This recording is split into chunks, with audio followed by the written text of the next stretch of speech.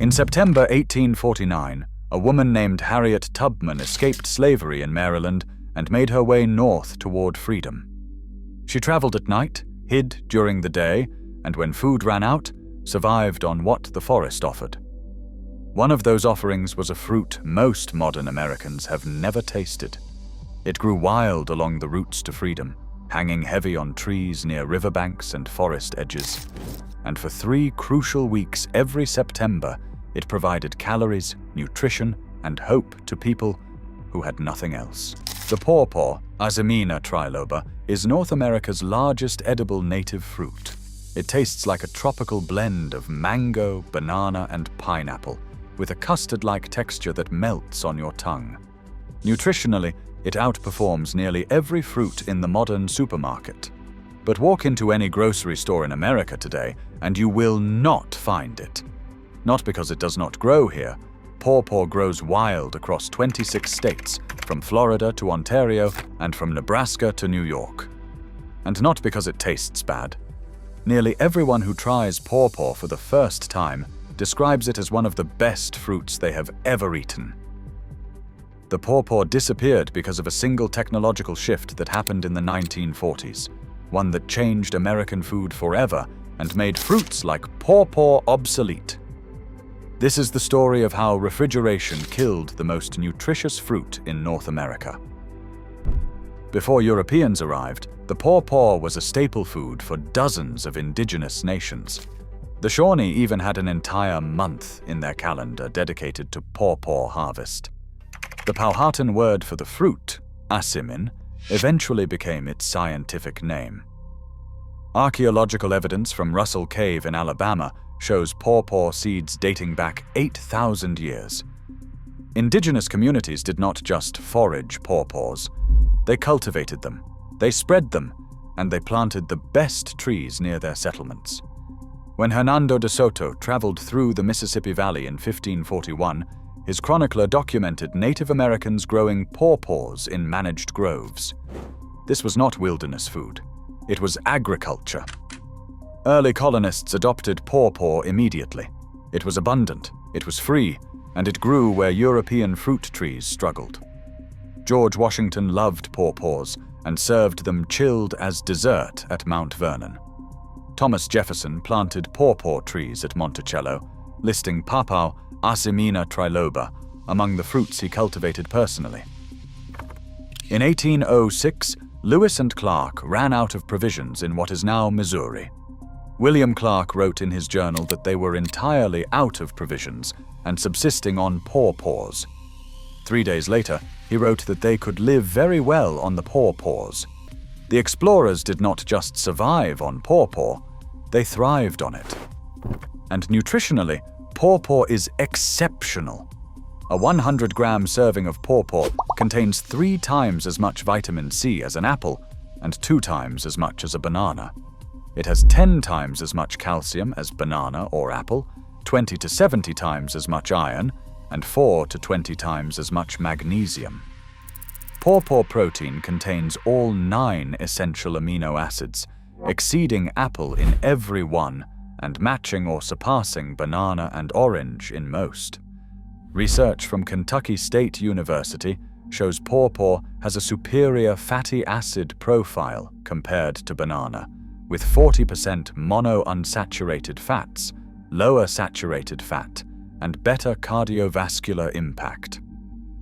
Pawpaw also contains acetogenins, plant compounds showing promise in laboratory studies for anti-cancer properties.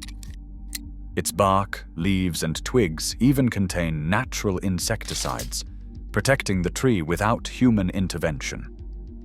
During the Great Depression, pawpaw sustained thousands of rural families and earned the nickname "Poor Man's Banana." Soldiers in the Civil War, both Union and Confederate, foraged pawpaws to supplement their rations.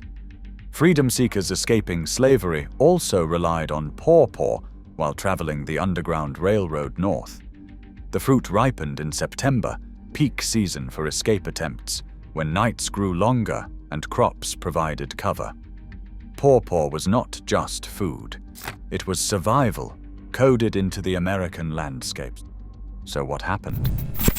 In 1938, a truck driver named Frederick McKinley Jones invented the first portable air cooling unit for trucks. Before this, refrigerated transport relied on melting ice packed around produce. Jones's invention changed everything. Trucks could suddenly maintain stable cold temperatures for days, and the modern refrigerated truck was born. By 1940, commercial refrigerated shipping containers appeared. By 1950, refrigerated rail cars became standard. And by 1960, the cold chain, the system that keeps food cold from farm to table, became the backbone of American food distribution. Consumers gained fresh oranges from Florida in December, lettuce from California in February, and strawberries from Chile in January. But the cold chain had requirements. To justify the cost of transport across thousands of miles, fruit needed shelf life, at least 7 days, ideally 14. Apples last 2 to 4 weeks in cold storage. Bananas survive 7 to 14 days if picked green. Oranges can last 3 to 8 weeks. Pawpaw lasts 2 days, 3 if you are lucky. A ripe pawpaw bruises easily and continues ripening after harvest. Once ripe, it ferments rapidly. Unripe pawpaws can be refrigerated for up to 2 weeks, but once they ripen, the clock starts. You have 48 hours before the fruit is past its prime. This is not a flaw, it is biology. Pawpaw evolved in North American forests where its consumers were local, foxes, raccoons, and opossums. The fruit did not need to survive a 1,000-mile journey. It needed to survive 100 feet, from tree to animal. But in 1950, the American food system stopped being local. Grocery chains centralized, distribution centers emerged, and food traveled farther. The cold chain could not accommodate pawpaw, so pawpaw was dropped. Not by decree, not by conspiracy, by logistics.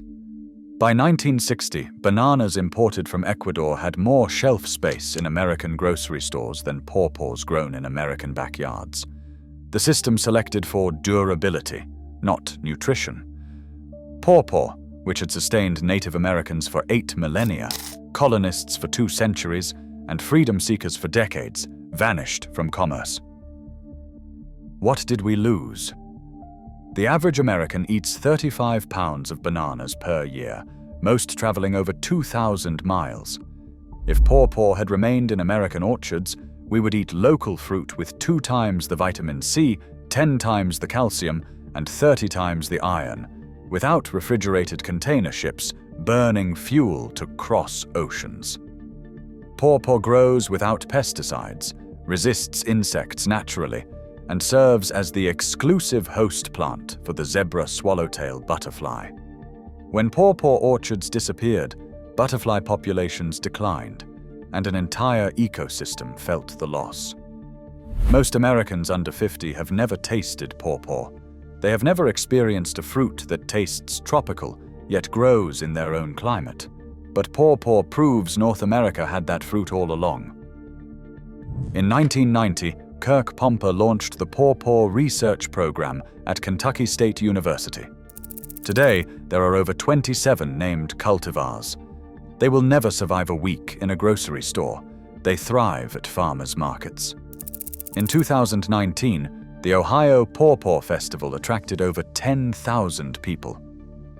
Pawpaw is returning quietly. You can plant a pawpaw tree today. In 6 to 8 years, it will bear fruit.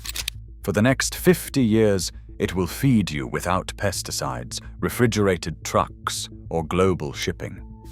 The same fruit that fed freedom seekers still grows wild across 26 states. It never disappeared from the land. It disappeared from our tables. Harriet Tubman did not know about cold chains. She knew about survival.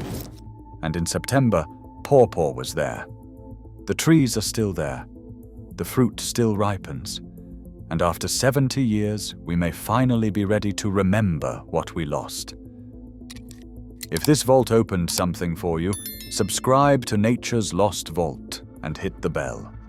Some fruits travel 1,000 miles to reach you. Others wait in your own backyard. The next vault opens soon,